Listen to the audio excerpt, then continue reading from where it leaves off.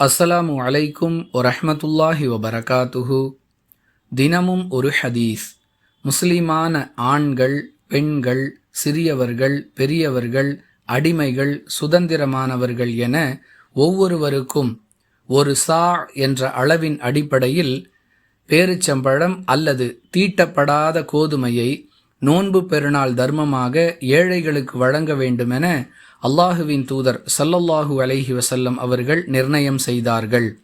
அறிவிப்பவர் இப்னு Umar ரலியல்லாஹு அன்ஹு. நூல் புகாரி, ஹதீஸ் எண் 1503.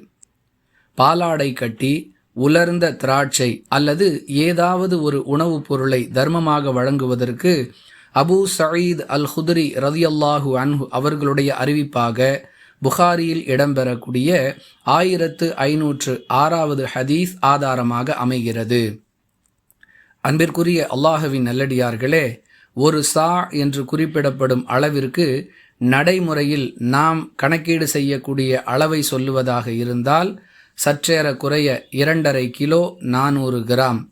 எனவேதான் குறைந்துவிடக்கூடாது என்ற கருத்தின் அடிப்படையில் குறைந்தபட்சம் ஒரு நபருக்கு 2.5 கிலோ என்பதையே நோன்பு பெருநாள் தர்மத்திற்குரிய அளவாக நாம் மக்களிடம் பிரச்சாரம் செய்து வருகிறோம். நம்முடைய காலத்தில் மக்கள் எதை உணவுப் பொருளாக பயன்படுத்துகிறார்களோ அதை ஏழைகளுக்கு நாம் நோன்பு பெருநாள் தர்மமாக வழங்க வேண்டும் என்பதை இந்த ஹதீஸில் குறிப்பிடப்பட்டிருக்கும் பொருட்களை அடிப்படையாக வைத்து முடிவு செய்து கொள்ளலாம்.